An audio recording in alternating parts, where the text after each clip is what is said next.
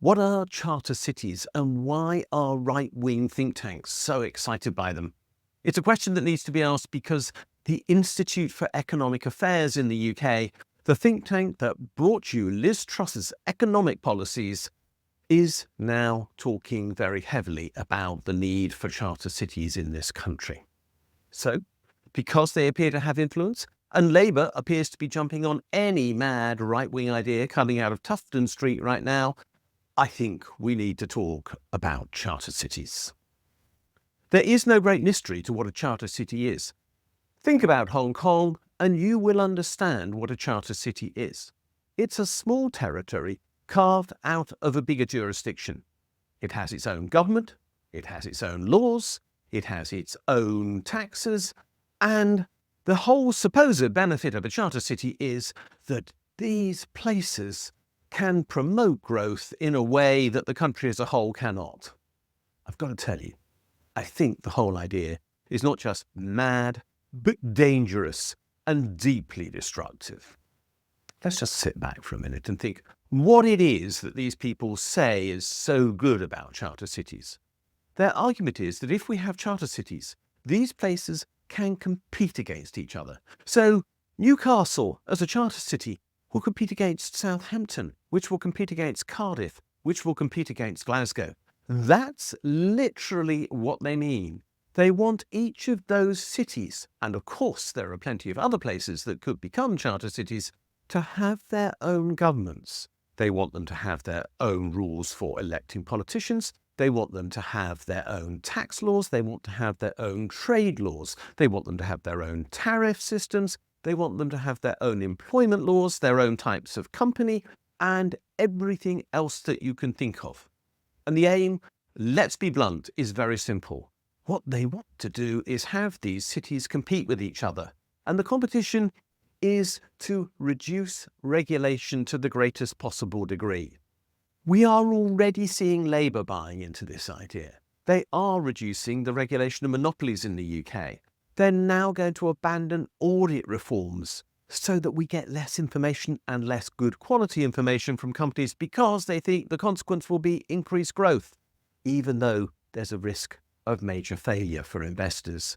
We are seeing the degradation of tax laws in our enterprise zones and free ports. We are therefore seeing these things already creeping into UK thinking. Spread them into the idea of charter cities, which compete with each other to produce this lower level of regulation because nobody is going to compete to increase the level of regulation, and we will get the most bizarre outcomes. First of all, there will be jobs moving into the charter cities and out of the rest of the country because it will be cheaper for employers to employ people in these places. And employment protection regulation in these places is going to be a lot lower than in the rest of the country, and therefore that's where employers will want to take people on. You can guarantee the corporation tax rates, the tax that is charged on companies' profits, will be lower in these places.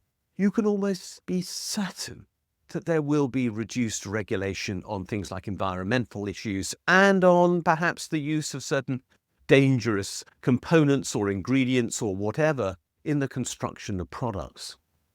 What we're going to see is abuse.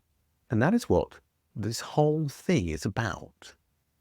If these ideas were so good, they should be happening throughout the whole country. But they're not good, of course.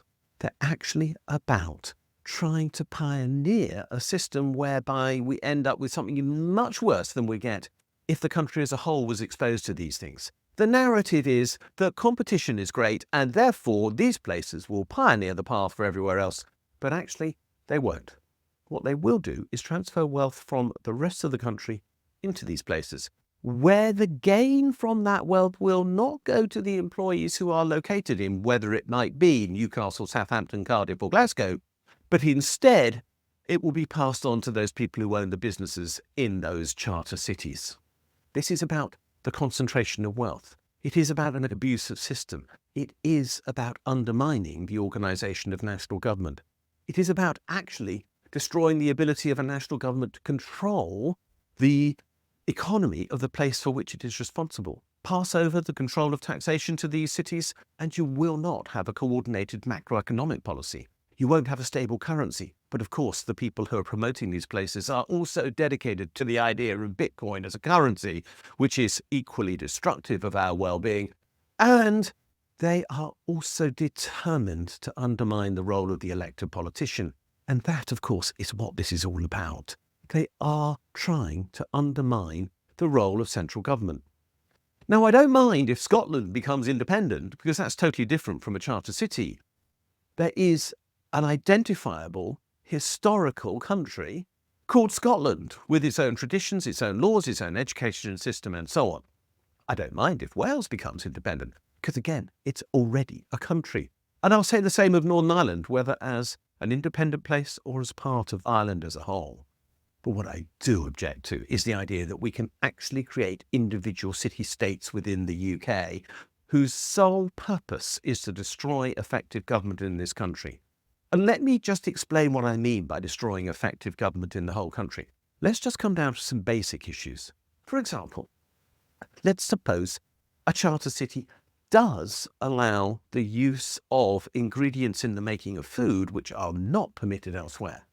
We would therefore need to have tariff barriers or control barriers or customs points between that charter city and the rest of the country, so that those goods which are made in Newcastle but unacceptable in Southampton could be blocked from going from one to the other. Let's suppose the VAT rate in Cardiff was lower than the VAT rate in Glasgow. There would be an export from Cardiff and an import to Glasgow, and each of those places would have to account as if they were independent countries with their own international accounting systems to manage the different VAT rates between the two. Suppose there are different corporation tax rates between these different cities. Let's now create a new range of cities. Let's have Norwich and Plymouth and Edinburgh. Why would they then be able to trade freely with each other when what we know is that one of them might set themselves up as a tax haven to undermine the rest, and therefore all the controls about tax haven abuse would have to be put into place in each of these cities if they were to collect the tax owing to them. In fact, as I'm beginning to demonstrate, with all these impediments to fair trade that would be created by these so-called charter cities, we would not see the flourishing of free trade. We would actually see massive increases in the regulatory burdens upon business. Unless everybody said the lowest common denominator rules will apply, in which case one city is bound to create those lowest common denominator rules, and henceforth the whole system would collapse and taxes wouldn't be collected and employment wouldn't be regulated, and we would have no control over the food or whatever else it is that we might consume because of the materials that will be put into them. If that's the future, if this is the right-wing vision for this country, it's a nightmare administratively. It's a nightmare for democracy. It's a nightmare for economic control and the value of the pound. It's a nightmare for the future of taxation and the welfare state. It's a nightmare for employees who will not be protected. It's a nightmare for the control of the rule of law, because there will be so many laws in so many cities which will be so different that there will be massive disputes as to which law applies to which contract where.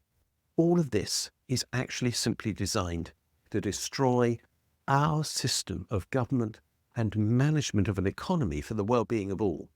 That is the goal of the Institute of Economic Affairs in promoting this idea.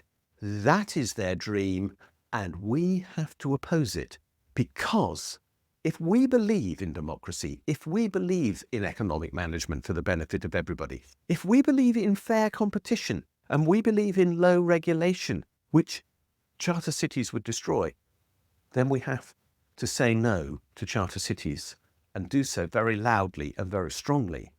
And if Labour begins to even think about the idea, they should have no future in government, and nor should any other party that embraces this idea.